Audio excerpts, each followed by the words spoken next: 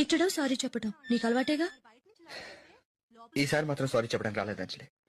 మరి ఆ రోజు నా కోపానికి ఒక కారణం ఉందని చెప్పడానికి వచ్చాను. మరి భోజనాల సంగతి ఏం చేద్దామండి? మేమంతా రేపు ఉపవాసం ఉంటున్నామండి.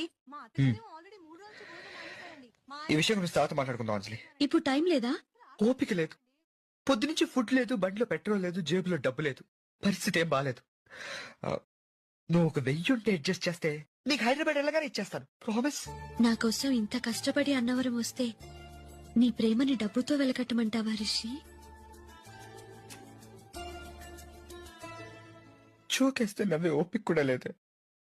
ఒక్కసారి అని చూడు. మేము ప్రతి సంవత్సరం ఇక్కడికి వస్తామండి. వచ్చినప్పుడల్లా వ్రతం చేయిస్తామండి. వ్రతం చేయించడం చాలా ముఖ్యం కదండి. యాక్చువల్ గా నాకు వ్రతం కన్నా ప్రసాదం ఇష్టం. వదిలితే ప్లేట్లు స్పూన్లు కూడా తినేసిలా ఉన్నాడు.